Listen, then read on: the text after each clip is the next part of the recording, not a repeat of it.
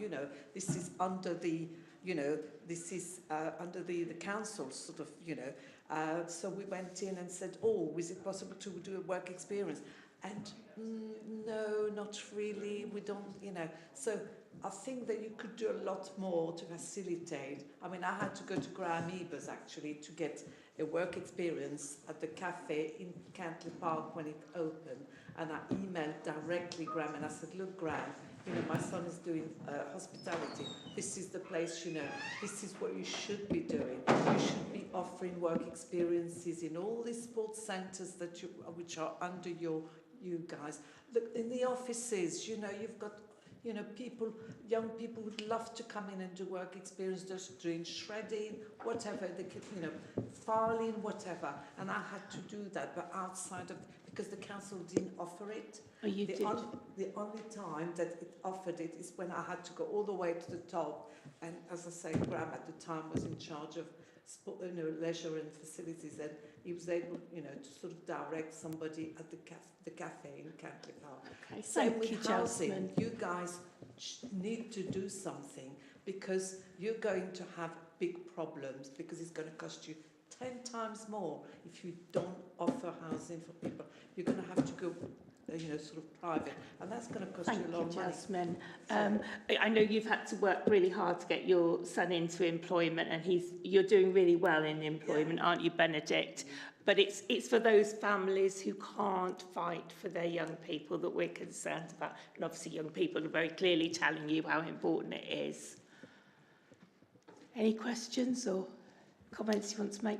Well, yeah, thank you very much for your contribution. I think there's some really interesting things to take on board. Are there any questions from any? Yeah, Charles, do you want to start? Thank you. I was curious. You mentioned a video you're preparing. Yes. What's going to be in that? Who's it aimed at? Etc. So it's aimed for young people with additional needs to go on the Wokingham Send local offer. So the local offer lead is filming, and some of our young people have taken part. They've been to Reading College. Megan came into the office to talk about her volunteering work with us because she's our youth ambassador. But we still need to go back. Jack, we need to go to your college, don't we? And there's some, also one of our young people who came last time has done a video to add to that about public transport. So, yeah, it's just to make the information easier to understand on the Send local offer for some of our young people. Some of us are more visual learners than others.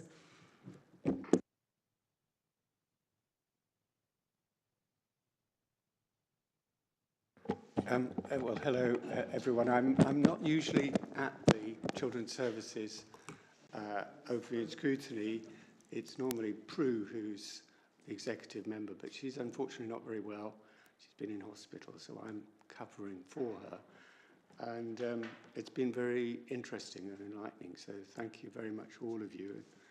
That's Benedict and you and Jack, and I think Megan online, and of course Mums as well, for being here and for your interesting comments. I mean, it's obviously about opportunities for you to be able to work so that you can make your contribution, and we're really keen that should happen.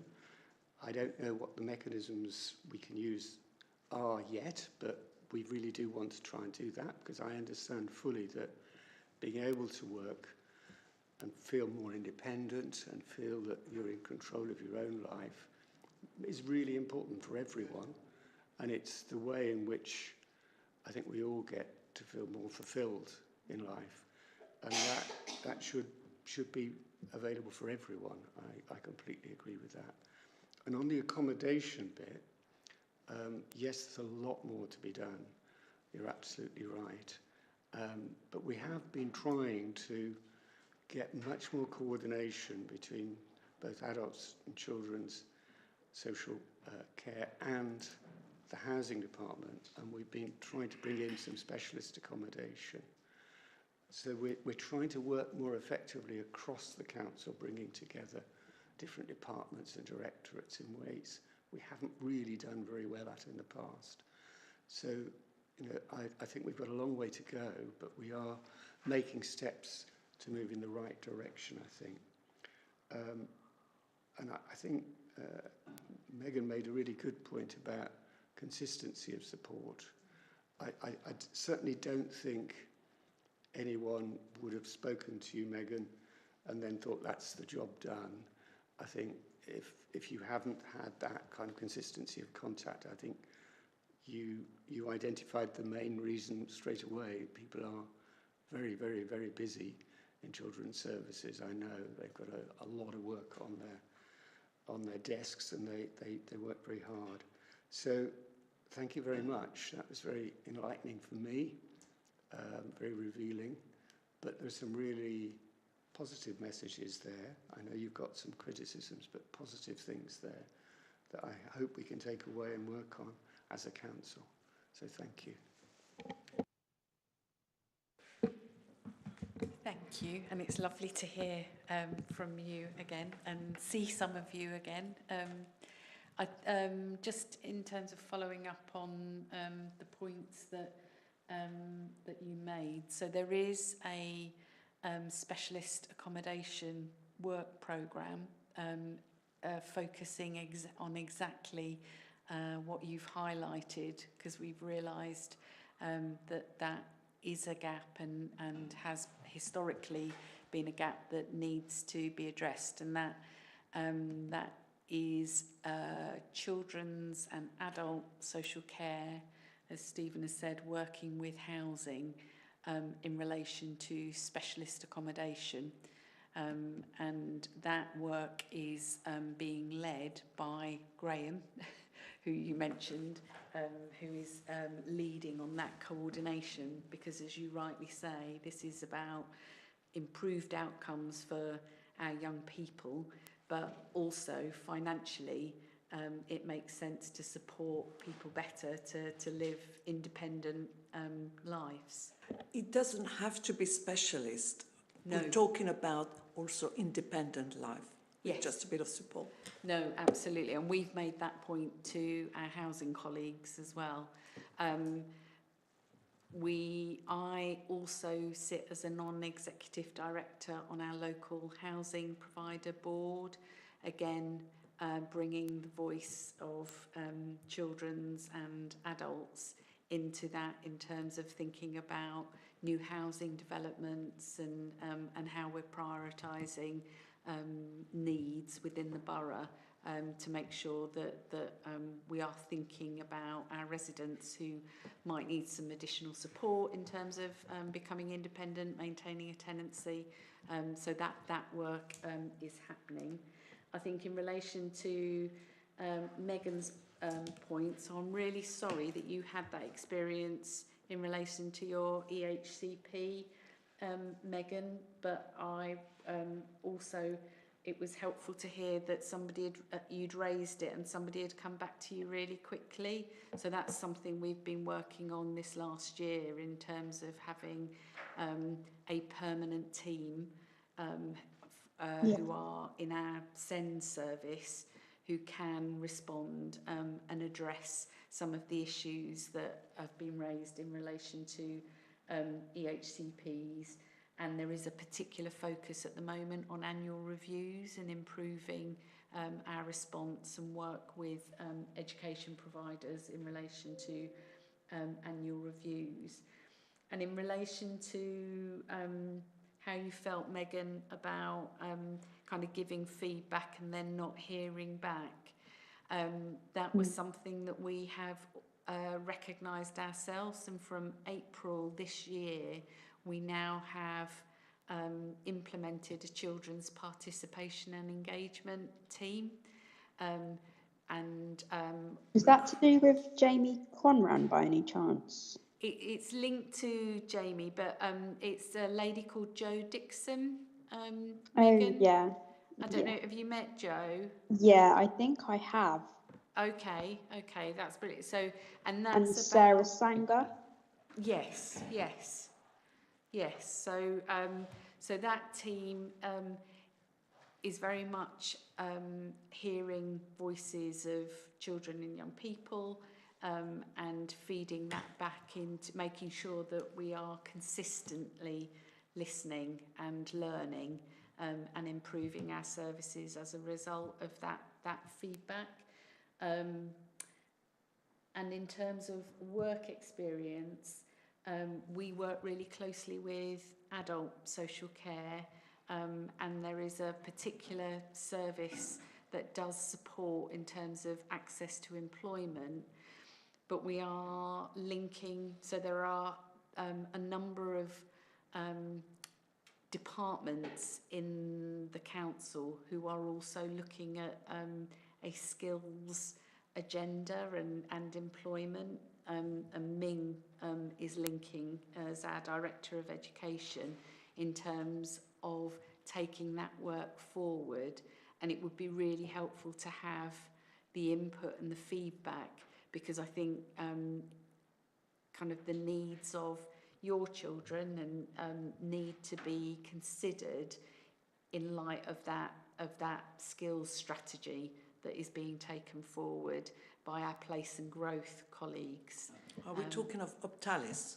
So there is the service in Optalis, but this is much broader, Right. in terms of linking with employers in the borough and businesses, and as you say, where we have some control, and we're having the same conversations in terms of supporting our care leavers or children who have been in our care, to have those opportunities. So that is something that we are developing and looking to develop further. Do you mind if I quickly bring up something of what I was saying about like the job like thing? I'd say have like form like a group of people who are specialised in like coaching people when getting like apprenticeships or stuff like that, and then basically, and then if they need help with that, just get one of them like a job coach or something to go with them into like an internship or something, which would end up helping them. Because kind of like what at the moment I'm part of I'm on a course that does like support internships and that, and that's going to help. I start my placement next week on there, but that will help. We get taught everything about how to, approach them and all that and stuff like that. Sorry, Emma. Thank you, Emma. I just thought, I have this kind of vision that there almost needs to be like a freshers week where you have employers and young people like we have here that actually meet these young people, because I think there's a real fear from employers that as soon as they hear the word special needs, they're scared of what that entails in terms of, insurance and extra insurance that they need to have because they may have some issue or whatever. But there almost needs to be this direct engagement where they can see people and actually engage with them, because they do have so much to give. But if it's all done so remotely, this is a name, they're literally just a number. It means absolutely nothing, because at the end of the day, we're all human. And actually, that's why I love meetings like this, because you actually can see people and meet people, and it's so important, and especially for people like these young people. And they can then see what they've got to offer. Absolutely agree. One-to-one. Yeah. Sorry, please could I say something at all, if possible, please? Yeah, sure, come on. I was going to say, I don't think it's about me criticising like anybody, because everybody does work extremely hard, and I think sometimes the way I word stuff, it can come across quite like blunt, but I think it's just the frustration. And because I'm so passionate about wanting to make that change so that other young people don't have to feel how I felt in the past, I've kind of learned that I've got a bit of a voice on me, because I want things to get better, if that makes sense. And I think from an autistic sort of mind here, I like to see stuff like face to face. So with what Jack's mum's just said about like meeting somebody and it being like a freshers week, from an autistic's perspective, you're seeing that person face to face, so there's less anxiety then when going to meet these employers. And I think as well, since I've started working, where I work, my manager was aware of like what autism was, but I think there's such a stereotypical sort of thing, oh, this is what autism is, and it's obviously not recognized as much in girls, so they obviously mask it a lot more. But I would think that it would maybe be a bit helpful if the government or somebody in the local area could roll out some training to employers so they know how to maybe manage and deal and handle with their employees that are autistic. And also, I'd be more than happy just to email my ideas over to Emma because I know she knows me. So, or not my ideas, but just like what's on my mind because, yeah, I could sit here and chat for hours, but I'm not going to do that tonight. Thank you very much for all those points. I was just going to ask quite an open one as well, really, to anyone really. I mean, it's been really interesting, the things which have come up, and I think it's been really valuable hearing everyone's views on a range of things. I think thinking back to some of the things I remember we discussed last year, I think there was a few similar things about sort of post-16 options I know came up, and some of the things you mentioned about the kind of accessibility of documents, forms, and the websites and things like that. I was wondering whether you feel that since that discussion there have been things which have improved with that. I know you mentioned that the video is sort of being in progress, which I think was one of the things which was mentioned, and so I was wondering from any of the young people or say yes when we have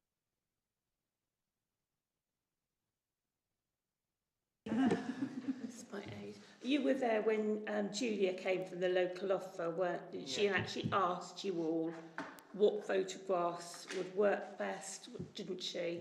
Yeah. Did you find that helpful? Yes. Yeah. Good, good. What about you, Megan? You were there.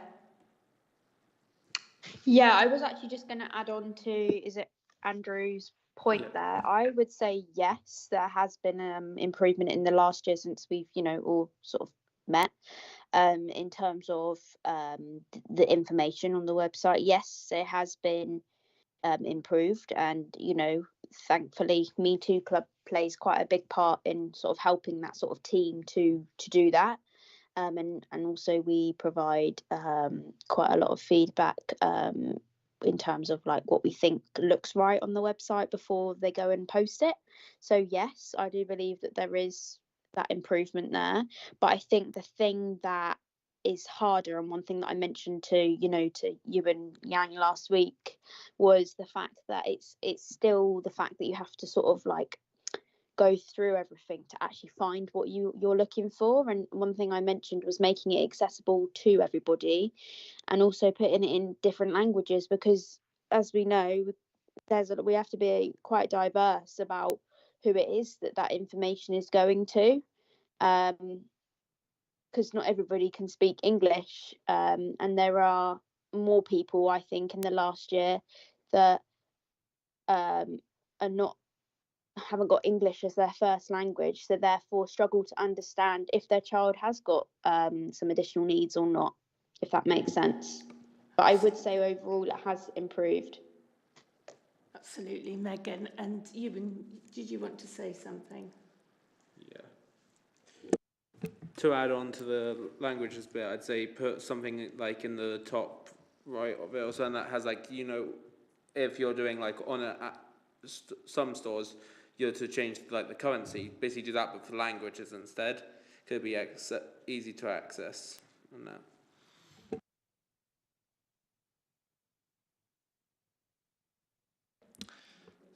Thank you very much, everyone. Did you want to add something? Well, basically, yes, I'm sure that the website has improved as from what everybody says, but there is also, as I say, what we've just talked about, fundamental issues about employment for our young people and the housing part of it.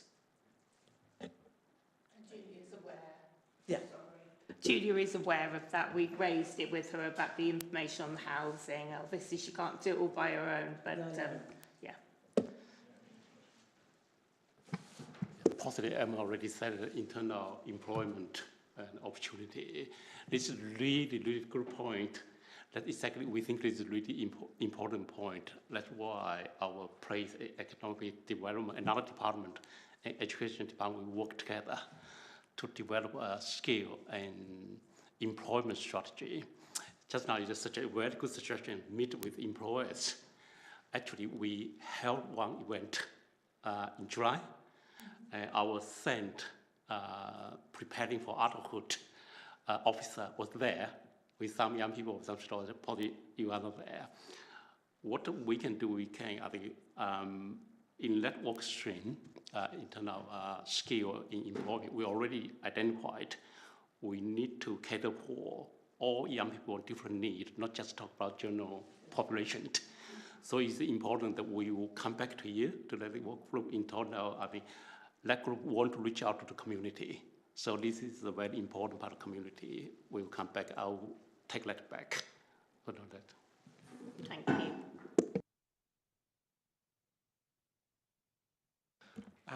Well, I think those most main comments, but thank you so much for all your time. And I think, as it's been mentioned, I think it makes such a difference seeing everyone face to face and actually being able to hear it and be able to ask questions and actually hear everyone's comments. So thank you for all giving up your time and for all those suggestions. I think it's been hugely valuable. So thank you.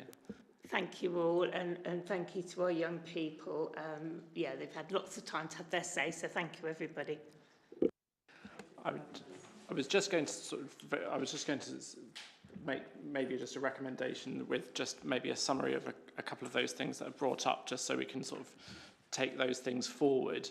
I mean, I think if I'm sort of summarising the discussion quite well, I think the key things which have come out of this are about work experience and jobs.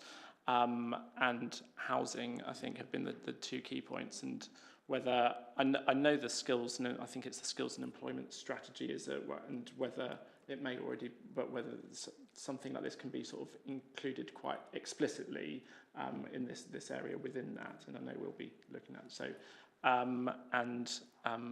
yeah, I guess it's just for the housing side of things for that to continue to be considered with the executive. And I know that's your area. Yeah, so housing's my area, so I feel a special responsibility there.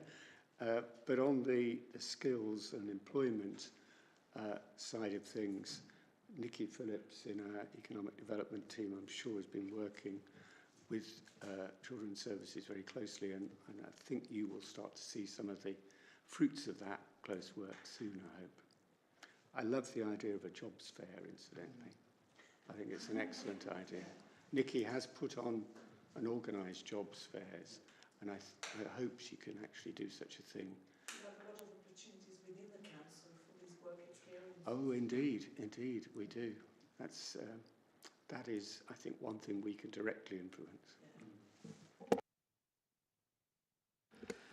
Well, thank you so much, everyone, and I'm sure we'll look forward to inviting you back again next year to hear where we've come forward with those things as well. So, thank you very much.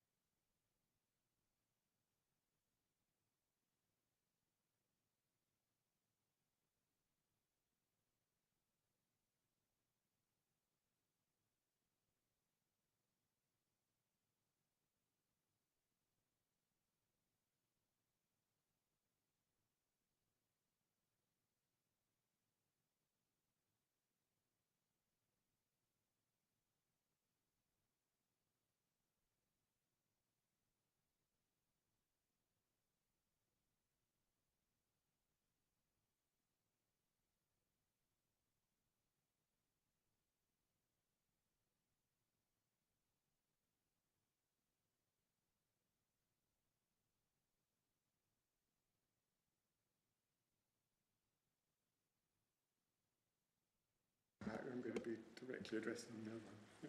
Okay, right, thank you. So we'll move on to the next one, which is our executive member update, or our substitute executive member update, as it may well be. Deputy executive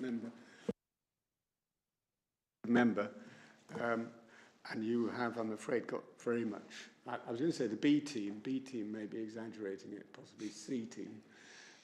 My expertise is very thin in this area, and I'm very conscious that Prue's expertise is very deep and wide. So I'm afraid you will notice the difference.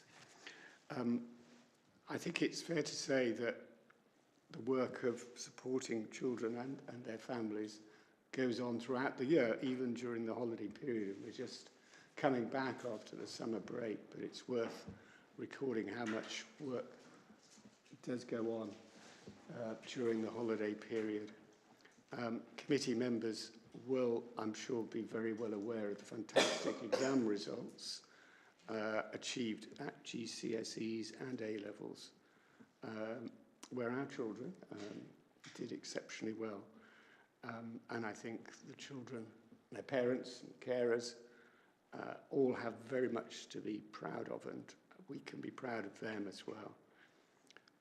And we will want to continue to work very closely with partners and with families, because we need to continue to try and improve across the board. And we want to try and make sure, obviously, and we've got a kind of very good segue into this point from our previous item, we want to make sure opportunity to thrive is open to everyone, not just those who are academically gifted. And it's really important that we give everyone the best quality education they could have, because I think we can all agree education is a vital building block to creating happy and fulfilled lives. And if people lead happy and fulfilled lives, obviously that's extremely good for them as individuals, but it's good for the rest of us too. We all benefit when people are able to contribute.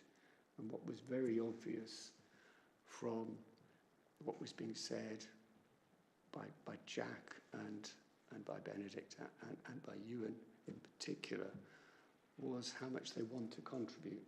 They want to have the chance to play a role in their community. And I think we want to try and enable them to do so. Now in July, we hosted a day to celebrate the achievements of our children we care for and their incredible foster carers. And August saw us host our first Care Leavers prom, which sounds like a very jolly affair. Gave people a chance to dress up. And I think for many young people, this was probably their first opportunity to attend such an event. And I'm a bit envious, actually. I wish I'd been able to attend it. You're going to hear from officers later this evening about the work we're taking forward to develop our Care Leavers local offer, alongside updates as to how we are progressing with the implementation of Families First National Reform Programme that's endeavouring to transform the way in which we support children and families in the borough, alongside updates regarding our Helping Early strategy. And that's helping early in the sense of intervening early, not helping early in the sense of early and white gains. Central to these developments is placing children, young people and families, family voices at the heart of our services. And I'm pleased to say that we were joined earlier on by young people who have been in receipt of SEND services, and hearing about their personal experiences is really illuminating. And it does remind me of the kind of comparable work we're doing in adults services with the Social Care Future movement. This is about listening to the voices of the users of our services so that we can all benefit from their experience and their knowledge of what it's like to be on the receiving end of those services, so we can try and improve them. to take account of all they're saying, and that's obviously one of the purposes of that item we were privileged enough to listen to this evening, which is really interesting. So I think that's probably all I need to say. It's probably more than I need to say. Thank you.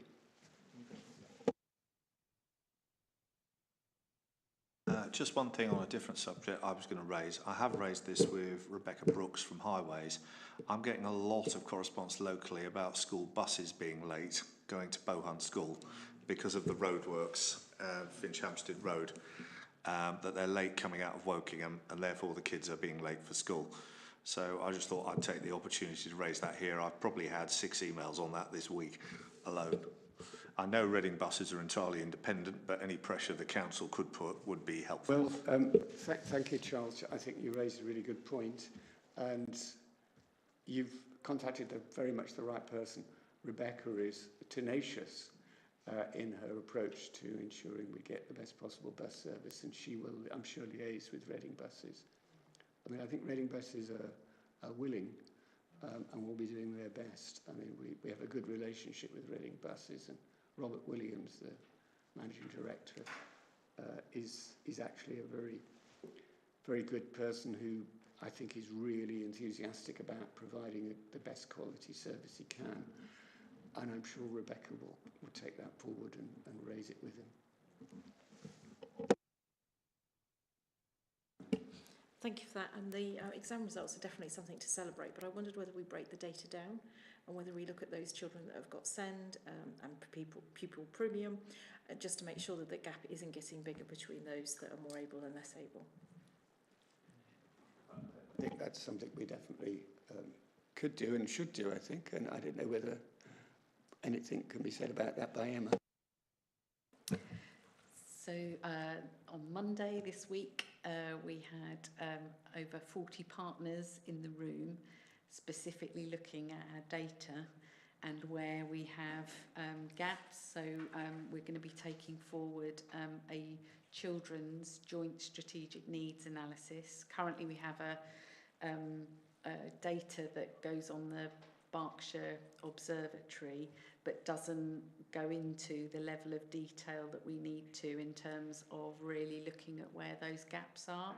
And this piece of work is going to pull that all together. It will be a publicly available document and will form the basis of some specific areas of planning, particularly with schools and colleges, but the wider system of support for to really address those specific gaps in outcomes, because broadly, when you look at our data, we're a healthy, wealthy, thriving borough, but when you go underneath the bonnet of the car, as it were, there are some differences, and we need to be, as a partnership, working much harder to elevate and challenge some of those outcomes, because the gaps are substantial underneath that.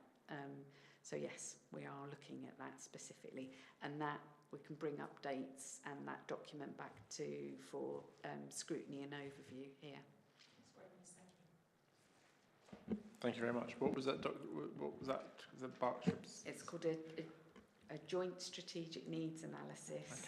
Okay. Currently, we have information and data that's called that's on our website. That's called the Berkshire Observatory. Oh, okay. But what we are pulling together is something specific to children and specific to Wokingham, so that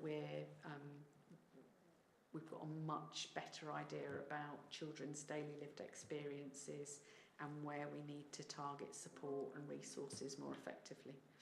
Great, thank you. Any other questions?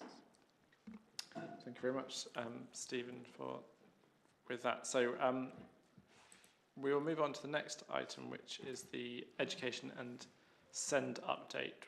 Are you starting us off with this? Or I mean, I just start to say that before children come in that report we have three parts. The first part is mainly about what we talk about, the improvement in exam result, attainment, etc. Also inspection report. The second part on annual review, which this group is interested in that, just to share with you where we are. The third part about quality of annual review. Julian, I think, is here to talk about the first part. Okay, yeah, Julian, do you want to take us through the Sure. first part? Thank you. So I'll pick up on Sarah's question from the first element, really, in relation to those exam results, and absolutely to say that the team do take those exam results away and analyse them in detail. We are dependent on data being published by the DFE for us to be able to do that, particularly at Key Stage 4. But it is a piece of work that we do, and is connected with what Emma is saying around the observatory work as well, which is another data set. So we will pull all of that together, and we'll be able to provide more information. And that is something that we do on an annual cycle, and we share that information with schools, and it's what we use to provide that constructive conversation with our colleagues in the system about where we might want to do some things differently, but equally where things are going really well and how we might want to spread that practice more widely across the local system. If I turn to the Ofsted elements in today's report, I just wanted to draw colleagues' attention to the fact that I've got a bit of a gap. So in terms of Graiseley's report, I can see that in the report I didn't type the outcomes. That was because at the point of writing the report, although the report had been concluded, it wasn't public domain. I can now confirm that the outcome for Graiseley's Section 8 inspection, Section 5 inspection, as it was in July, was for good outcomes. So against each of the inspection areas, it was a good outcome. You may find, colleagues, should you be following the links in the grid that I've sent you previously to look for that report, that you'll come up with Graiseley's web page at Ofsted, and it won't be there. That's because Graiseley converted to an academy on the 1st of September. So that report, although it was published in September, has immediately gone into the archive. So you would need to then click through onto the closed school to find that report. So I just wanted to draw your attention to that, because obviously this was a school that was previously judged requiring improvement, and we really want to celebrate that positive move forward for that community and the staff team there and all the work that they've put into that. So I draw your attention to that element of the report. I have mentioned the new Ofsted framework. We've been receiving briefings from HMI yesterday evening for primary and this evening for secondary colleagues. And as a team, we're making sense of that information currently, and I'm in conversation with our attached HMI, and we will be running a local workshop in a fortnight's time. Key things for colleagues to be aware of at the moment is that there will be a scale of 5 points against which schools will be judged, which has changed slightly through the consultation process, and they've just streamlined the number of areas against which that 5-point scale will be used. And I think it's probably helpful if I bring that information, once we've got it crystallised, back to another meeting in the future. We will also be having HMI visit the borough in November so that schools can actually ask HMI questions direct about the new framework, and the new framework comes into play on the 10th of November.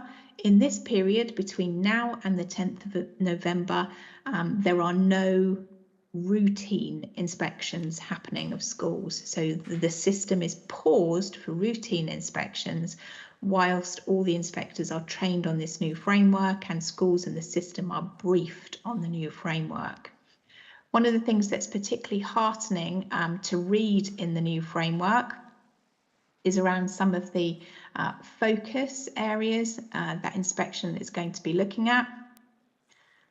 And I just just wanted to share with you that inspectors will be working with leaders to build an accurate and typical view of the quality of schools, including knowing and understanding how well pupils achieve, both academically and personally, belong, feeling that they belong to and are valued of a part of the school community so that they can attend, behave and contribute positively to what the school has to offer, and thrive, benefiting from the right systems, processes and levels of oversight so that they are kept safe and are able to flourish whatever their background or individual needs. So we see the direction that Ofsted are travelling in with this new framework. So I'll stop there, colleagues, because there's quite a lot to take in. And if you've got any questions, please go ahead.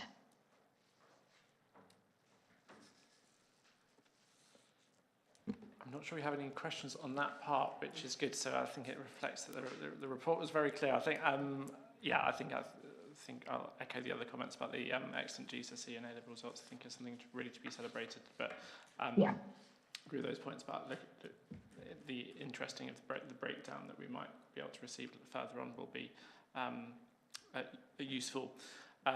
So thank you for all the information and the update with the Ofsted as well. I think that would be useful to follow up with as well when that comes through.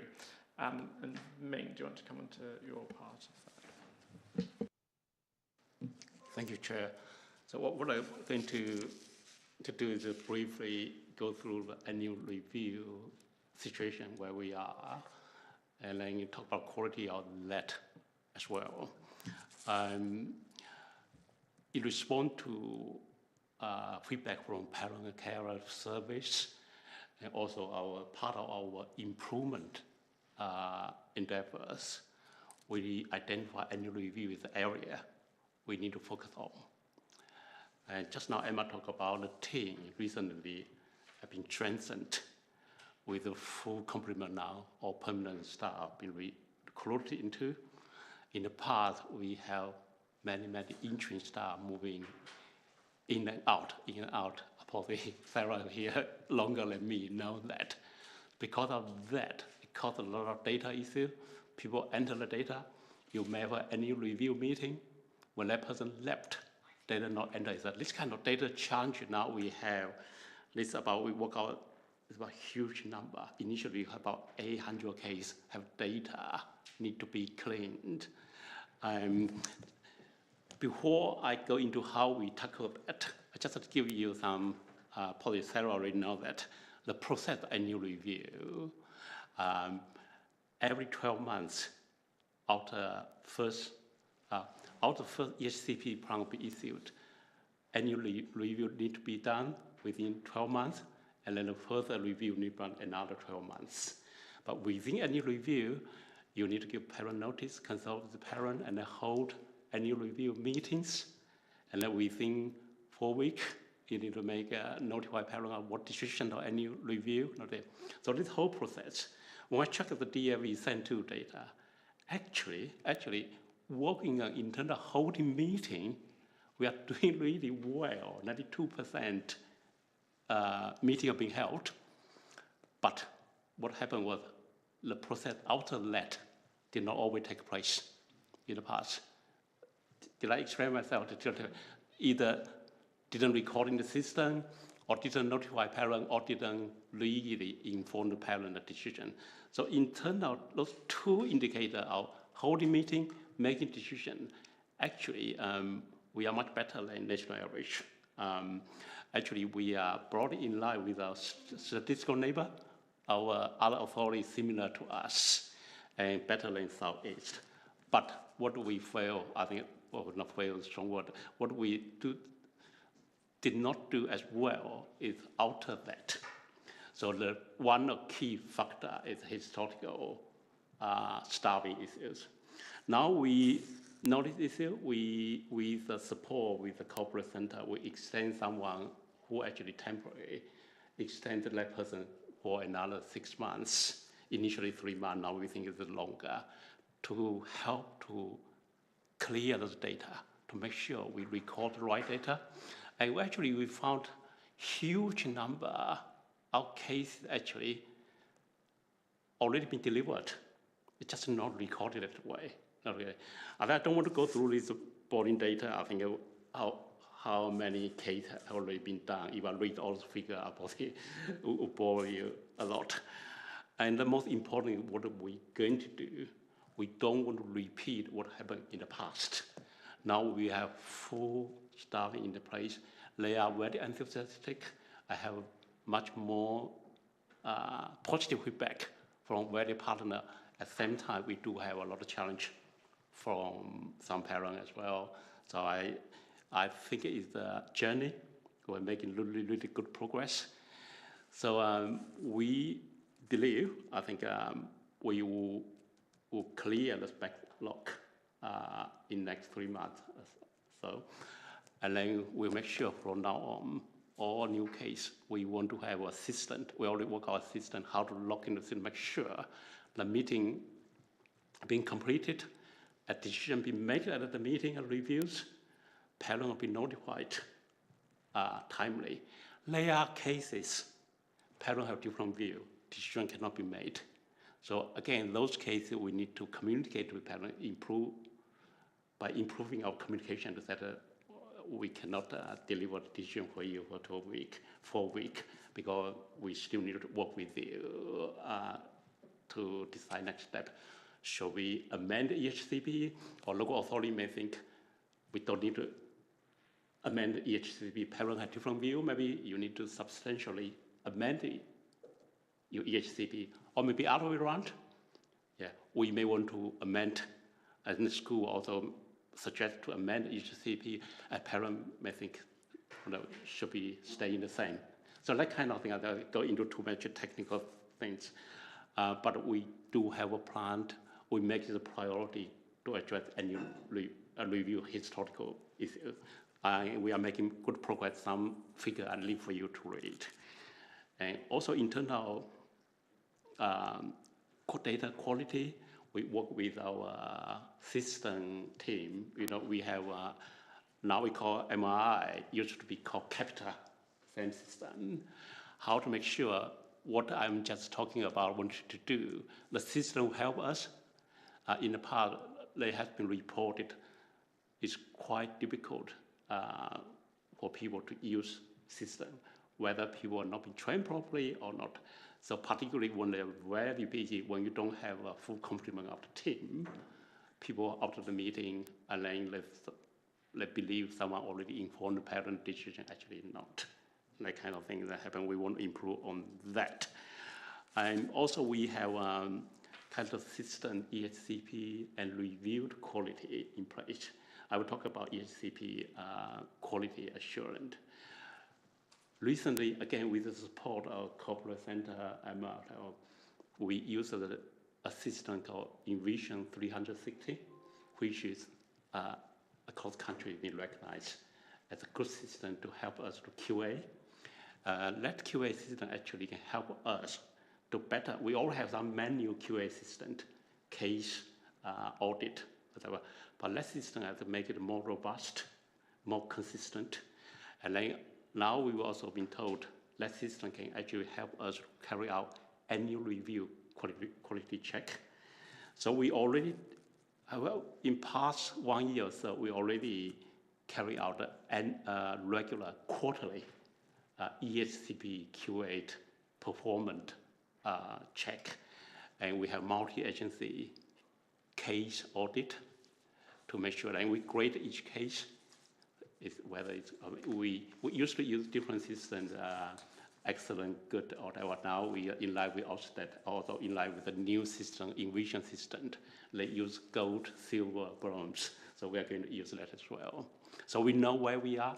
The key thing, we want to build a baseline, reliable baseline, and then going forward, we know whether we make progress or not. We already know from that system we are doing, we have more cases getting sort of silver or bronze. Using a new system, I have to report back. We haven't got any goal yet. We want to have a very high standard, but we are confident by consistently using this system, by putting together health, social care, and education effort, we can achieve some goal in our cases. It's quite high standard of goal, really. Less system we have. Recently, we also have some tracking cases for some exercise. Again, we have multi-agency input. Although we do want to have more input from health colleagues because they have their own system, I would like to report here, but they are committed to take part more proactively in future case tracking. And we have learned a lot from that. That's really useful. We find what we are not doing that well, why some cases are strong, why the others are not. Another thing is that we triangulate by using different systems. You may have heard of, Sarah definitely know that. We also now working on a banding review. It's about high need funding, top up, how much each individual need to top up the funding. Through the exercise, we know some cases, for example, they only banded band 2 or 3, while they're in special school. Theoretically, you would think band 7, 8, 9, higher one in special school. So we come back to check our ESCP quality. That may be a factor, may not. So we are using triangular system as well. So you look at the 2 years ago, we don't have those systems. Now, I think what I can assure everyone is that we now have a system. We are not quite there exactly, but it's a journey of improvement. Thank you. I just wanted to ask briefly something about that first, as you've you mentioned the sort of gold, silver, bronze, and things like that. So I'm taking from what you've said, that it's a new way of auditing. Was there any auditing on this type before, or is this completely kind of new way of doing it? So you're more aware of the quality that. I guess I'm trying to ask. Was there a system of auditing these before, or is this just a new system, or is this a created system from scratch, really? What we had before, we talked about 2 or 3 years ago, is more ad hoc, more manual, and it's more single agency asset, very much is education. The new system, you galvanize the input of social care, health, education, the school, education school as well, around input. That's more robust. By introducing a national recognized system, is more consistent, so you can compare with other local area in a more confident way. In the past, because you're doing so randomly, even if we talk about it is really good, how do you know what benchmarking system you have? So we can now benchmark with other people. We are more confident. That system already being tried by many local authorities in our area and proved to be good. And they continue to improve the system in Vision 360.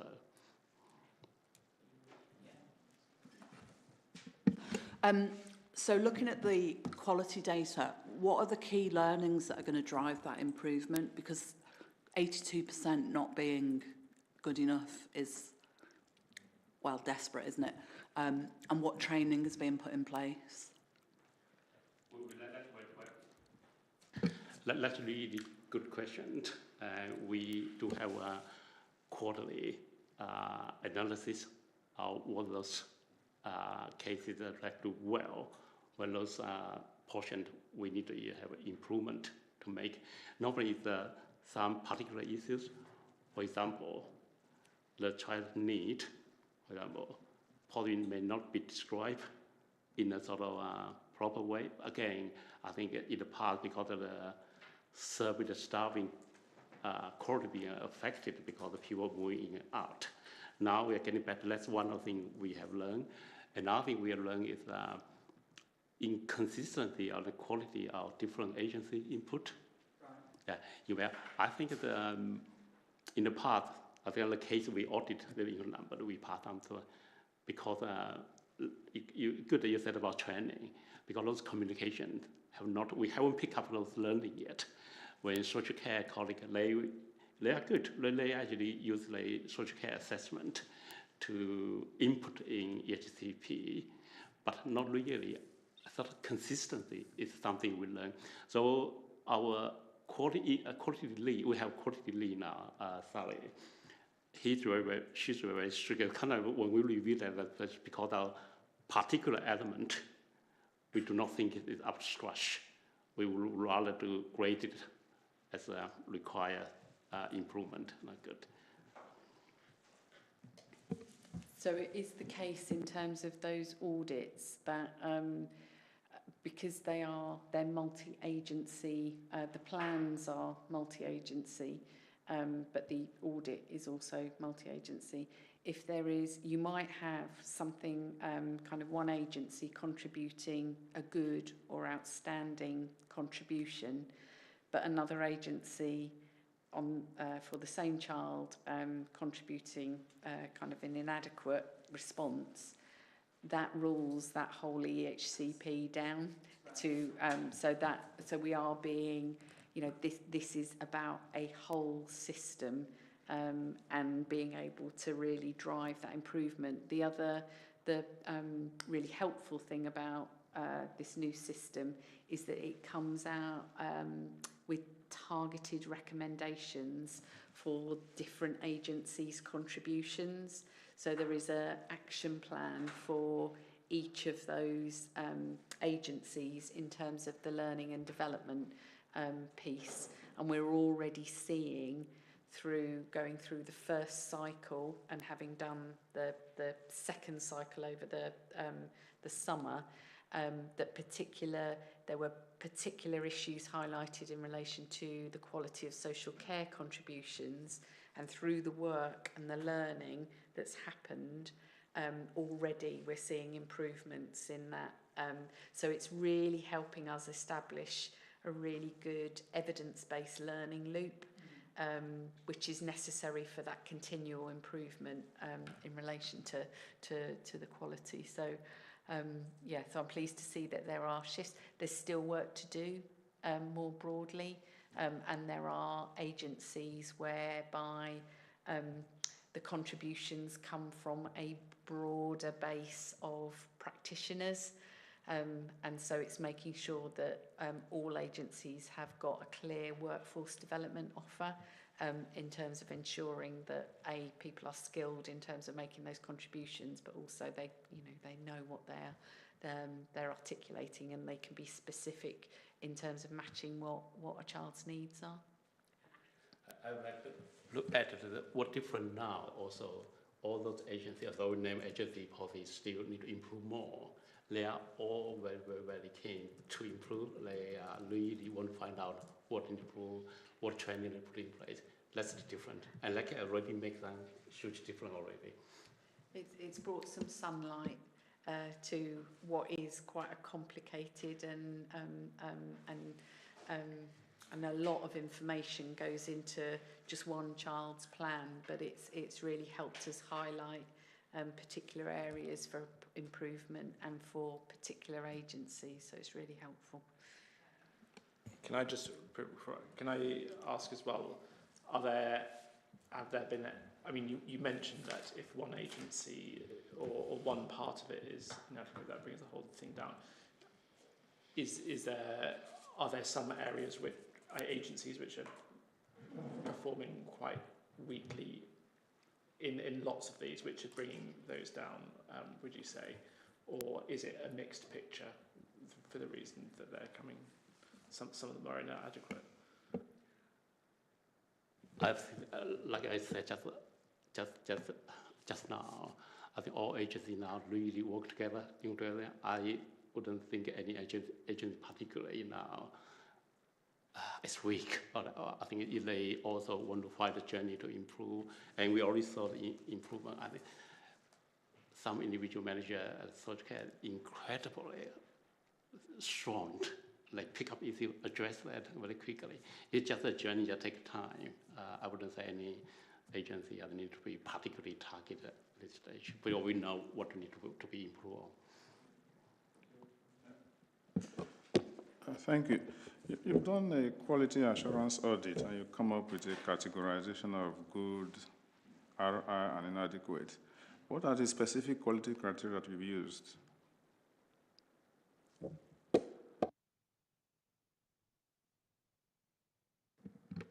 Sorry, well, Councillor, I quite couldn't quite get your question.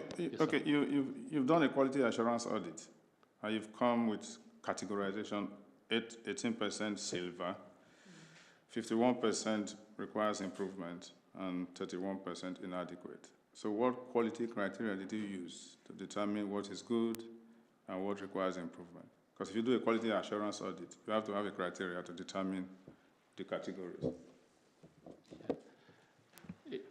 It is number one. I just mentioned about the particular reliable tool which is used called Envision 360. So we applied consistent criteria. In the past, we didn't have. Another thing is that the triangulate by have all those professionals from different agencies sit together. We have that quarterly quality assurance exercise. And we look at the individual case. We also now have a same assurance board, look at the broader gradient. So quarterly we submit a report to same structure boards, assurance board. They also qualify to have oversight on that. And I hope that answers your question. I know. So we are inspected by Ofsted and CQC, who have helped develop the understanding of what good looks like, and so it is using a nationally based agreed criteria in terms of what good, what not so good, and what inadequate looks like in relation to the quality of planning for children. So and that we're part of those communities of practice. That has contributed to the grading system that the Envision system applies when it's helping us to review the quality of EHCPs. We would be very happy to share with, or if members from Overview and Scrutiny wanted to come and be part of an audit or moderation, so that you could see what that looks like in action, because there are some specific criteria upon which whether something's good or not is judged by in relation to EHCPs. The same goes for quality assurance in terms of children's social care. So it's that there is a criteria, it is evidence-based, and we are inspected on it.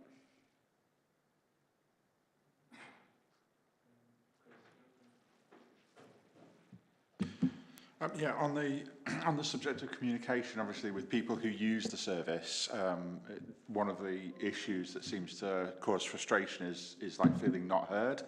So it was, how do we have ways that we sort of explicitly demonstrate that the information that people are feeding into the system is being heard and is then being reflected in what's going on? How does that happen? So we have a Send Area Partnership Board, but we also have Sarah sits on our Overview and Scrutiny Committee. And today, just recently, so Sarah's service in terms of Send Voices use their position of independence and run an annual survey, and we benchmark ourselves in terms of improvements in relation to the collated feedback from that survey. So we absolutely are listening to parents and carers. We have regular meetings between officers and our parent carers forum. Ming and myself meet with our parent carers leads, so Sarah and Terry Walsh. So we do have mechanisms, and we also parents and carers email us direct in terms of when they are feeling like something hasn't been responded to quickly enough. We have a complaints manager who helps support in terms of those responses and coordinating that. I think there there are still challenges in the system. You know, the securing of sufficient places for all children in relation to, you know, sometimes we are messaging out to providers and we're waiting for providers to come back in terms of making sure that we've got that match right. So there are, I think, there are lots of variables, but one thing I think that we, having had sight of the most recent survey, is that we can definitely show some improvements. And I think from what we were saying in terms of now having a permanent team, that goes such a long way in terms of providing consistency, accountability, you know, kind of the relationship between the service and parents.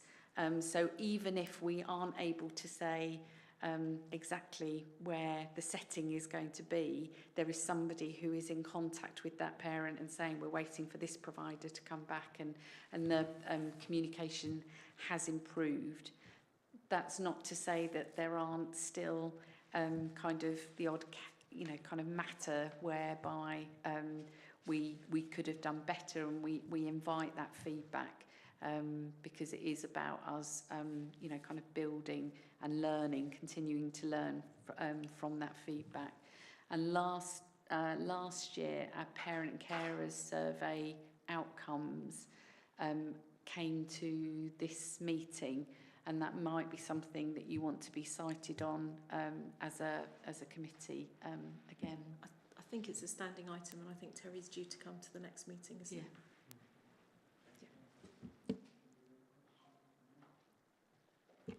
Thank you very much for those then. So I wonder, in terms of recommendations with that, I think well, I think it might come under the forward plan really, but I think we talk about the joint strategic needs analysis, and maybe if we have sight of that when that comes out.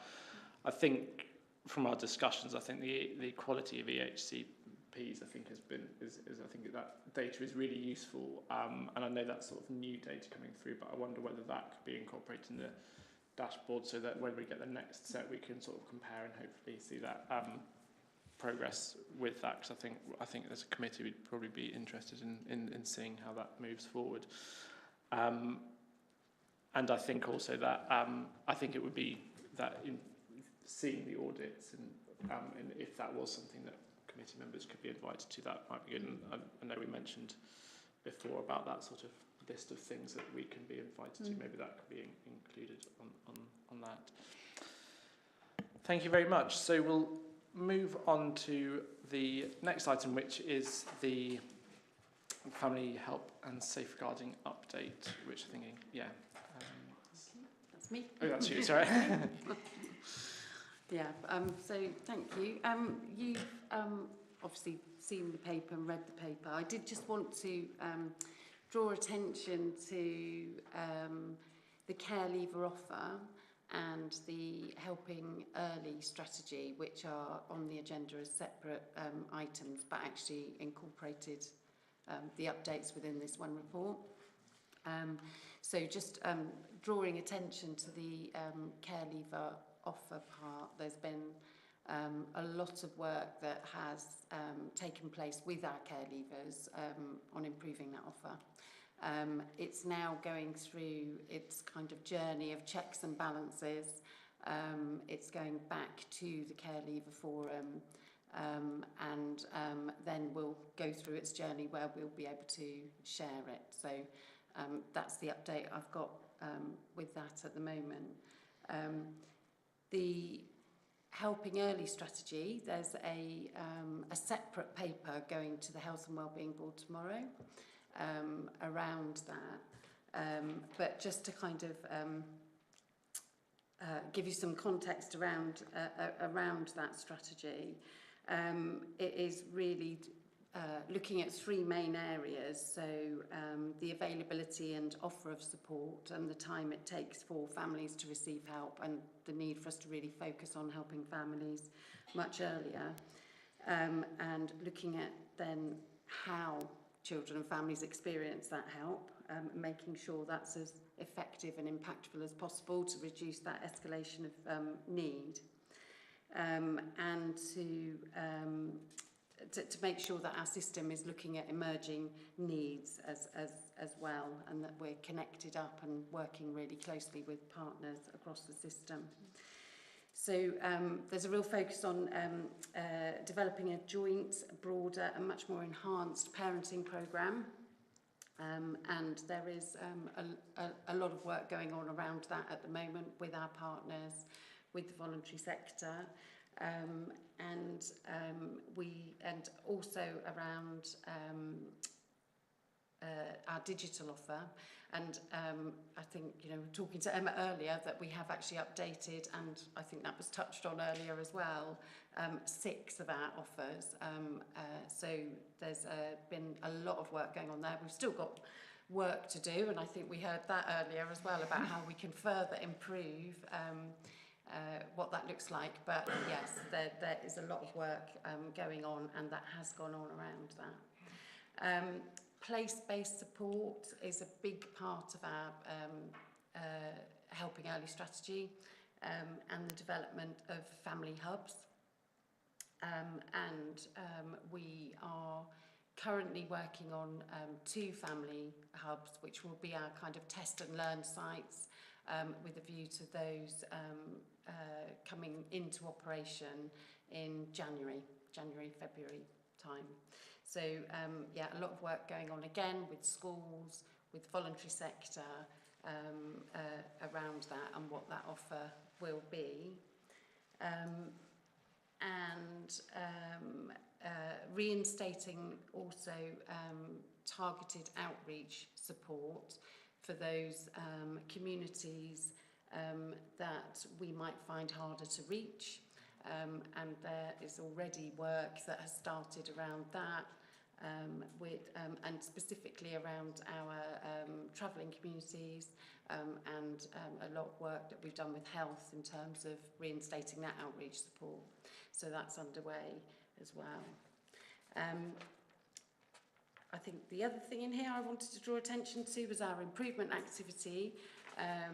There's been a lot of focus and energy on that improvement activity, alongside the reform work, which I think is set out here as well, which is also contributing to improvement. But I think I have mentioned in here that our audit work, we do bi-monthly audits, collaborative audits of children's files. We do that with the social worker or allocated worker, and also by making contact with the children and families that are using our services.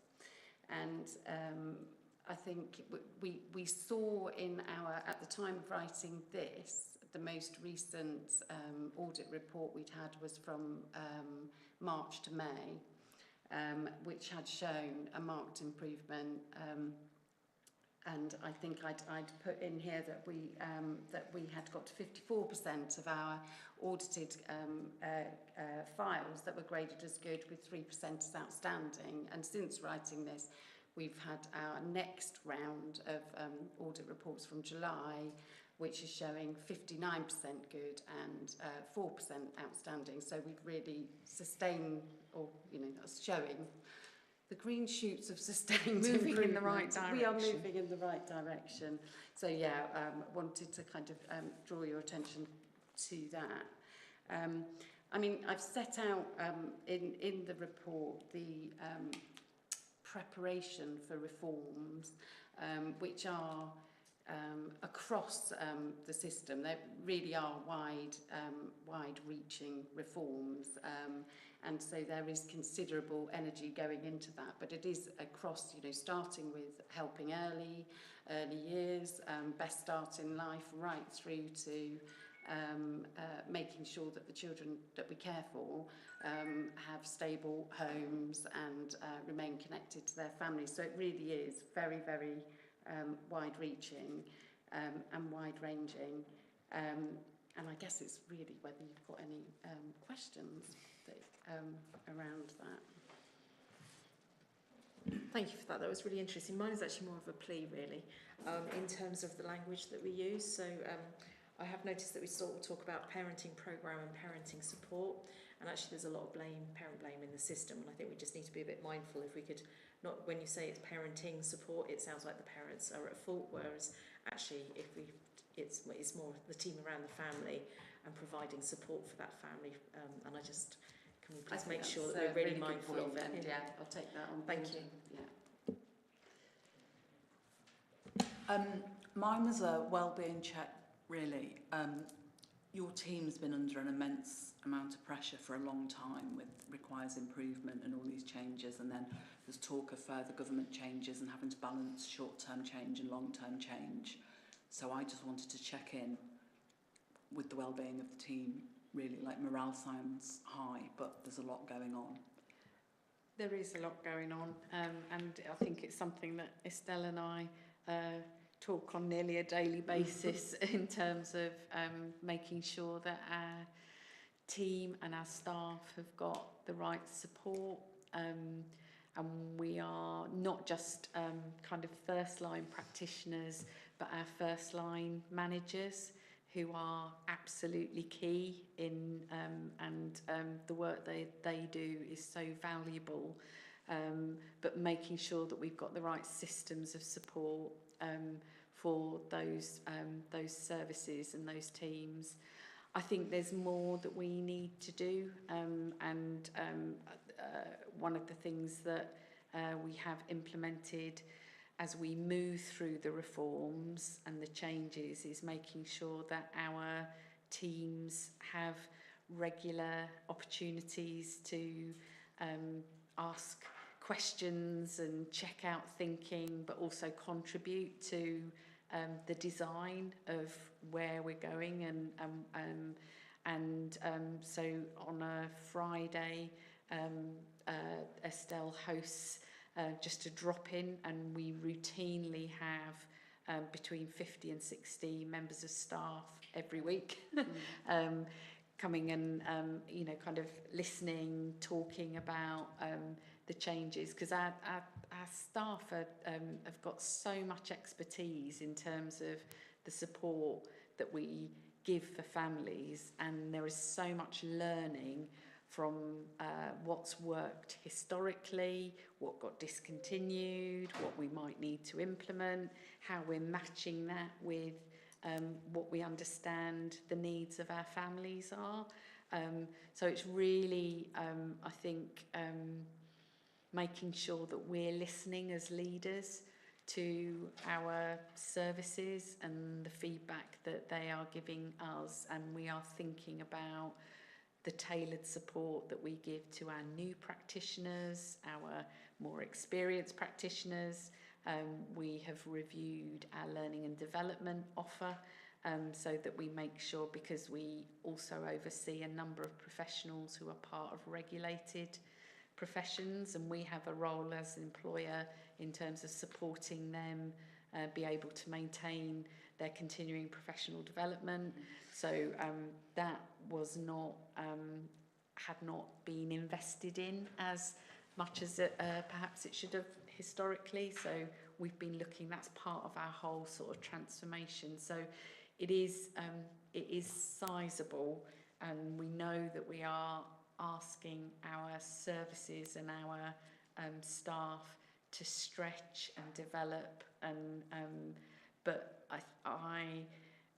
there is nobody in children's services who comes to work not wanting to do a good job for the children and families, and I think it's sometimes at the points where practitioners are tired themselves, or it's just reminding kind of why you came into this work in the first place and the difference that that you want to make. And our job as leaders is to make sure that our practitioners, our managers, have absolutely the right conditions to make good practice thrive, and that's what we're trying to do. But it's I've used the analogy of sort of flying the plane and trying to fix the plane at the same time, and that can add some stress in the system. But if we're doing it in the spirit of learning, and in a non-blaming way, that's really key. So yeah, so that is it. Yes, we are working on it. We're working with HR in terms of that support and making sure that we've got the right support in place going forwards.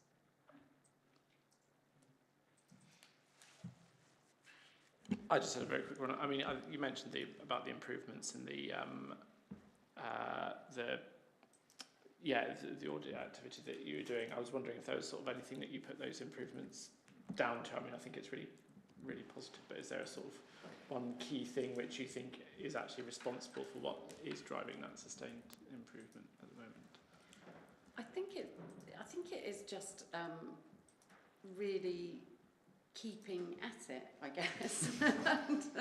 But also I think there is, I think we've probably in the last 12 months worked together much more around the audit activity, that kind of learning loop, the implementation of the practice and outcomes meetings that we now have with each of the teams that feeds into the improvement board.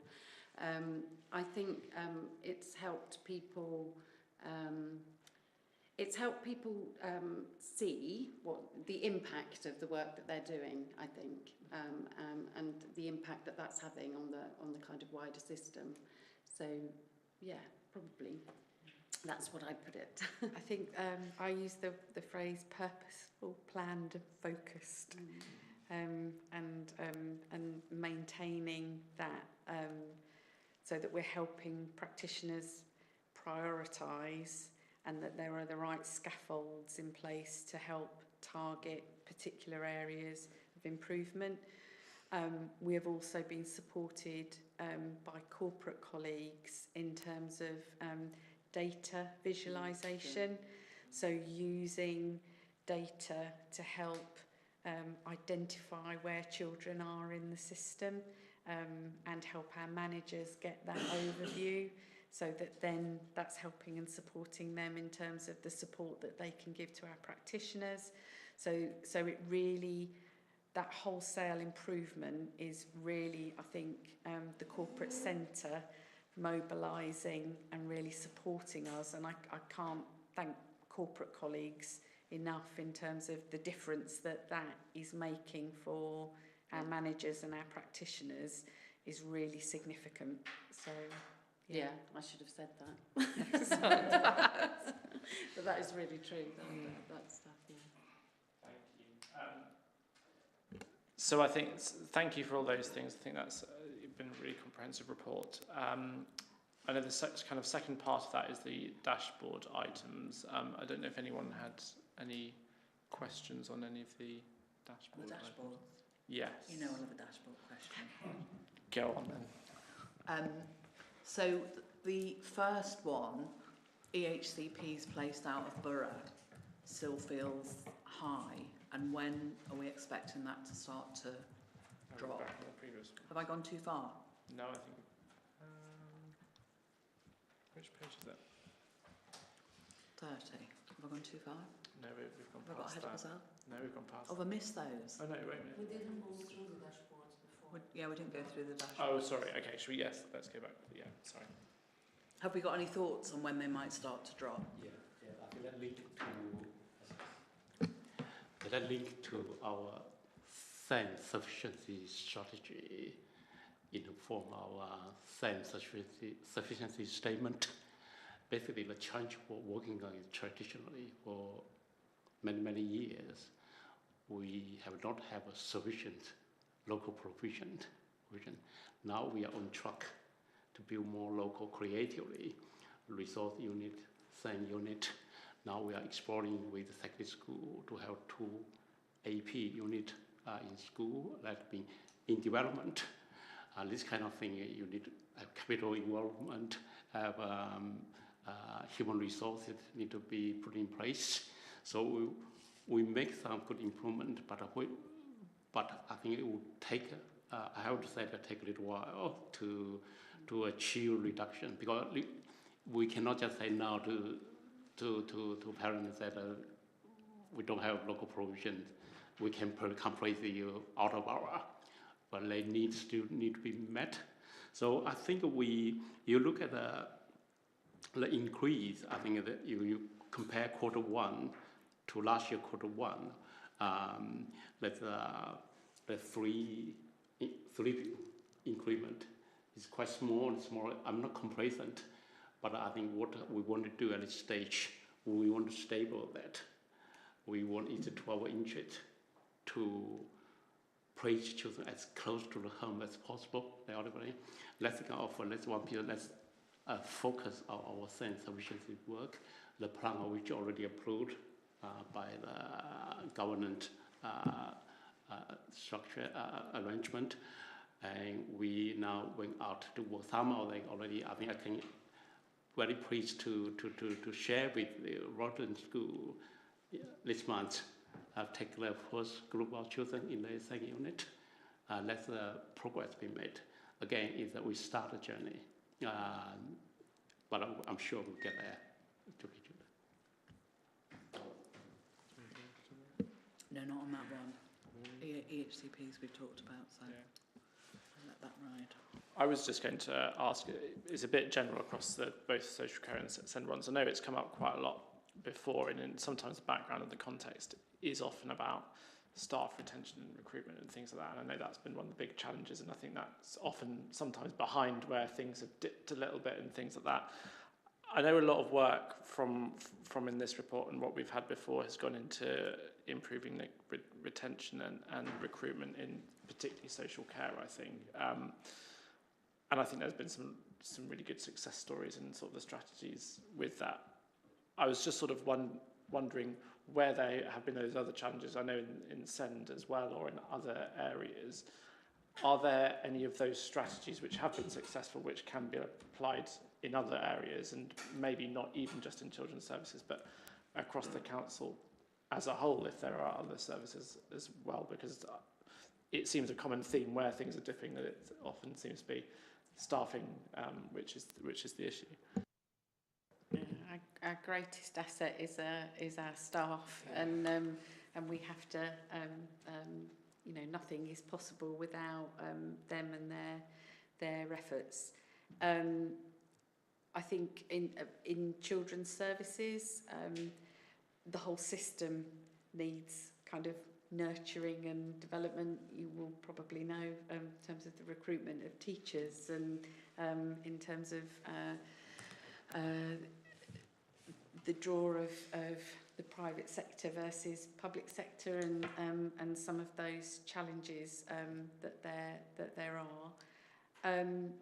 I think within children's services, another area nationally where there are shortages, and we have implemented a similar, the learning that we've had in children's social care, but in particular thinking about the educational psychologists and growing our own, and having an academy approach, so that we take in trainees and develop and give them a sense of belonging, and fantastic working for Wokingham, and indeed our principal EP has just kind of reached her 25 years of service within Wokingham. So it is possible to kind of build in that retention and that development, and we've had some real success stories, but we cannot be complacent, and so we use data to monitor, and use exit interviews, so learning about why people stay, learning why people might be choosing to leave. So it's that whole kind of system oversight, and being quite dynamic if there are particular pressures emerging within teams, because it's not unusual if you have a colleague off sick, and the work still needs to be done and shared. So how quickly we can get some support into those teams when that looks like it might be a bit long term, so that we don't, kind of the pressure is relieved, and we can give people the opportunity to do their best work. So yeah, it's absolutely. I just would like to echo what Emma said. I think it's very important we get the talent in. Also, we want to make sure that good people stay with us. So in agent psychology, we create it very creatively, have training to come to us when they are trained to be agent psychologists, and then we give them very good support. One practice, colleague probably knows is sort of group supervision, and then we develop our agent psychology really could develop that well, because this is the same area of work, agent psychology and the social worker. Sometimes like individually can be very stressful when they work in this situation. They, by having a group supervision, they not only receive support from manager, they also support each other. That's a lot of it.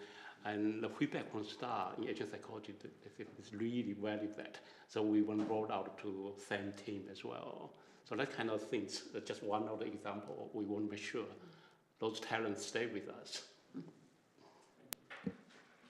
I just wanted to come in because I think you gave me my cue by extending the point beyond children's services and into a more general point about the organisation as a whole and the importance of staff retention and recruitment.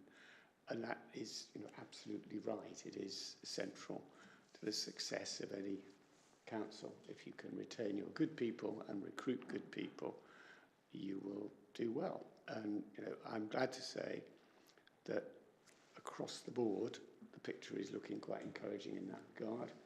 Last night, I really do know how to enjoy myself.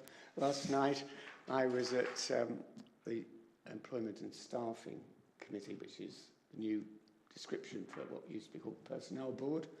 And we received a report which, again, demonstrated the very considerable levels of staff retention we've got now, much better than in previous years.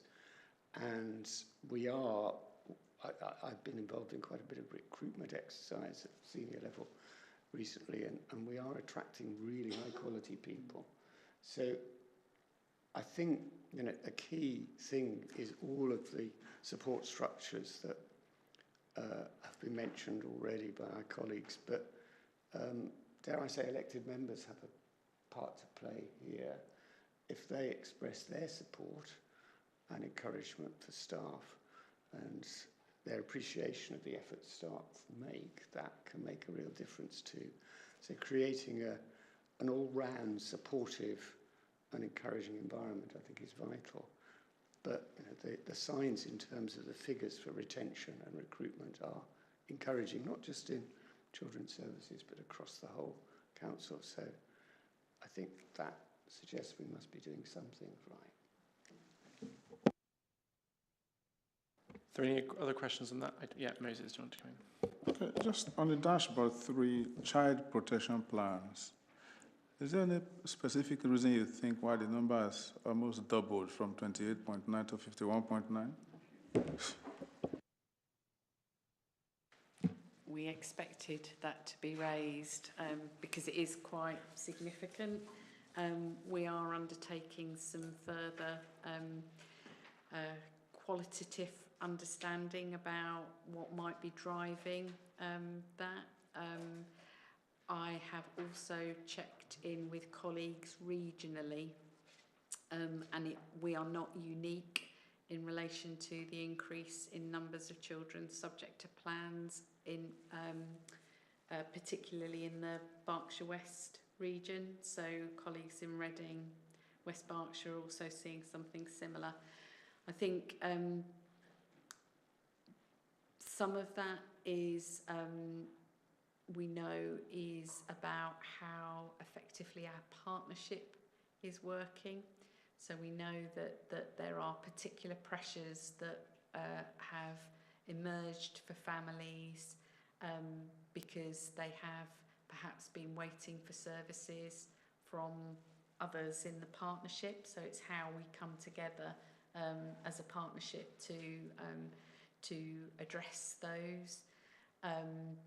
But there are, I think, there are compounding pressures for families in terms of just more broadly that are being felt nationally in terms of cost of living.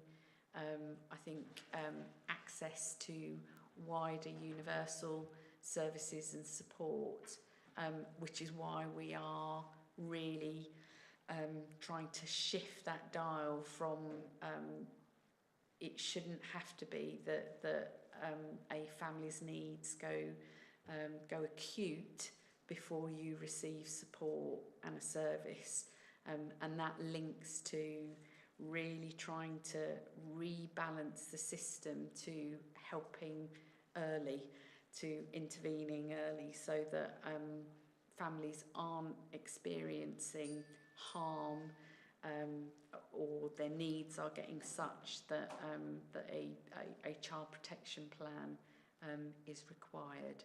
So it's something that we're looking at in quite a lot of detail, because it is quite a marked increase. You're absolutely right to highlight it, Moses, and we will report back to this committee in terms of what our investigations are surfacing and what we're doing about addressing that. Thank you for all of those. So I think if we've got no further questions on that, we'll move on to our next item. So I think from discussion for the Helping Early strategy, I think I understand it's going to the health board. Is that? I know the local offer for care leavers has been included within our within the previous update that we've had. So we will move on to item 31, which is the provision and accommodation for children in care and care leavers. So I believe that's Adam. Good evening. Thank you. Good evening. So I put in the document which provides a summary of our homes care and provision for children that we care for and care leavers. Within the report, I started off by summarising our local context in terms of the number of children that we care for and care leavers, and look at that in terms of regional averages and then the national average in terms of how our numbers compare, and also the numbers of our care leavers. I then go on to describe a range of local and regional initiatives that are driven by some government documents and papers and reviews in terms of provision for children that we look after and care leavers, and also lay out the different contexts that our children, where they live and where their homes are, those children that are in our care. And then detail a range of service developments that we've undertaken. A number of those won't be novel for this forum. A number of these have come here over the last couple of years in terms of them developing, in terms of our children's homes and our care leaver provision. And really just the document provides a summary and pulls those together in one place, and how we're meeting the needs of those children that we care for and our care leavers. So rather than sort of going into the full detail, if there's any questions in relation to that.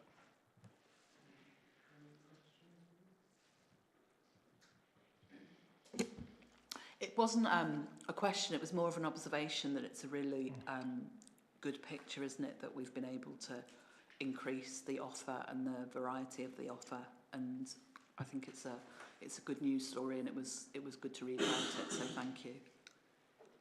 Many of the benefits that they link into the conversations that you were having earlier in relation to helping early, in terms of keeping children local and having those local resources, local offers, about keeping children engaged in their local networks and communities.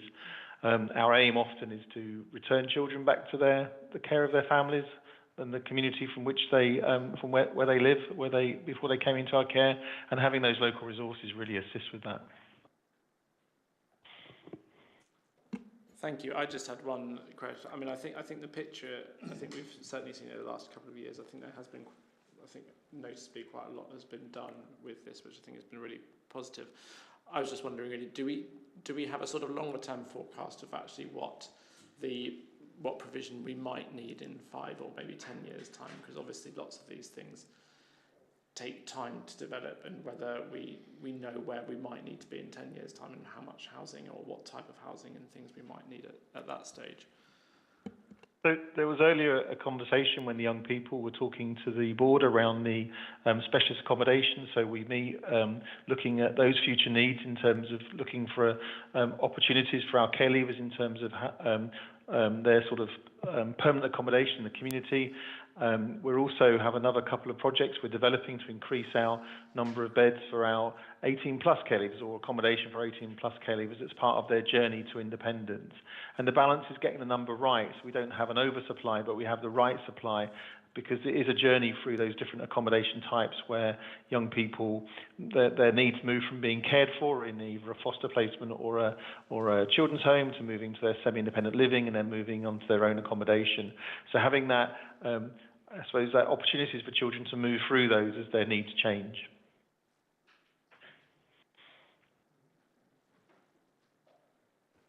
Sorry, mine's quite a random question, because it talks about the southeast 17, and I wondered why it's not the southeast 19. It doesn't map the DFE region. I was just curious as to why Buckinghamshire and Hampshire aren't included in it. I believe. Oh, do you want to? Is that? So that relates to I think the regional care cooperative, which is referred to. So Buckinghamshire and Hampshire made a decision not to opt in to the developments that are being taken forward.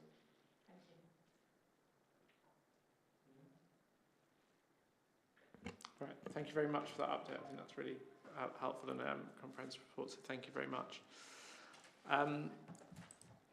So next on the agenda is the forward programme. So we've got that there. Does anyone have any comments or anything about these? So we've got this meeting and then next meeting coming up. Yeah.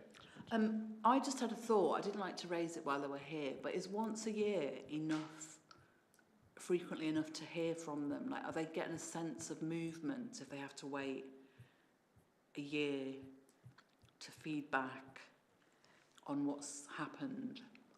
Or would more frequent input be? I mean, I know it's hard because the agenda's so packed, but a year's a long time in a young person's life, isn't it? And they come and they present, and then they wait a whole year. And just to say that they're not waiting a whole year. No, so for here. For here. Yeah. Yeah, but they are they come to our partnership board, and so we update them, and we have links with Ramona in relation to making sure that we've got that feedback loop in terms of what's changing as a result of the feedback that they're giving to us. Okay, so then can we maybe get an update on what's changing? Yes. I think that would be useful. In terms of the specifics around their feedback. What they're raising and how it's changing over rather than it being an annual. I suspect that might be able to be worked through the executive member through Prue's updates, maybe rather I think than it could, but the other bit that we are working on that is in development, so we have a children and young people's participation and engagement strategy that we can bring back here, of which our children and young people and our Me Too Club are contributing to, because I think that evidences how their feedback is feeding into lots of different areas, not just within children's services now, but more broadly across the whole council, and encouragingly into our town and parish councils as well, and improving that linkage between Wokingham Borough, our towns and parishes, and young people, because they also have a really important role to play in relation to that provision at place. So we will bring that back here. Just to get a sense of momentum. Yeah.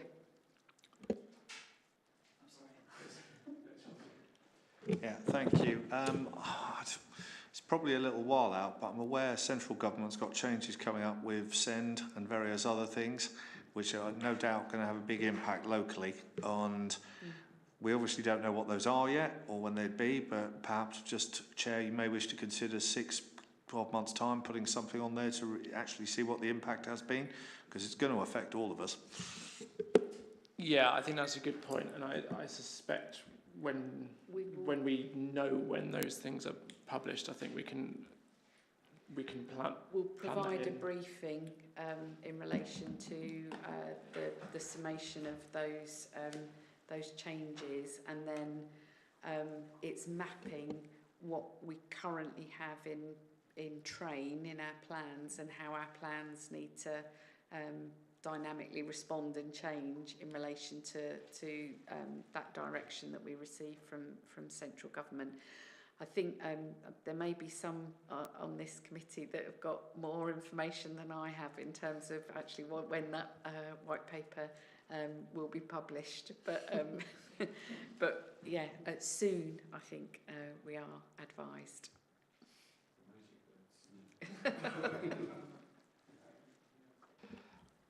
Great. So I think most of those are fine. I mean, I think we've got a packed few next meetings. So so I don't think there's the need to add too much more to them at the moment. But we'll take those on board, and we'll definitely, certainly for future ones, look for that. So then if we move on to the action tracker, I think quite a lot of these are either in hand or completed. I think, as we mentioned before, I think there is the bit about the annual review information, and I think putting that on a dashboard with comparison, I think would be helpful in future. And I think, because I think we've said before about having a list of either youth council or overall children's services, things that we can get involved. Do you know who is best to compile that and when we might be able to get that circulated round? We have a calendar of events, and I'm in conversation with our participation engagement team in terms of making sure that that's shared. Yeah. I think there are colleagues who are part of our corporate parenting board who have a copy, but just making sure that that's shared with this committee group as well. I think that would be good, and I think there might be some overlap with the corporate parenting board, but there might be some things which are different. For example, I think that audit thing that you mentioned, and possibly things like youth council events and things which might not fall under the corporate parenting, but might fall under things that this committee might want to observe or take part in. I think would be useful as well. Are there any other comments on the action tracker from anyone? Thank you. Okay, so we now move into part 2, so the exclusion of the public, that under section 100A part 4 of the Local Government Act 1972, the public be excluded from the meeting for the following items of business on the grounds that they involve the likely disclosure of exempt information as defined in paragraph 3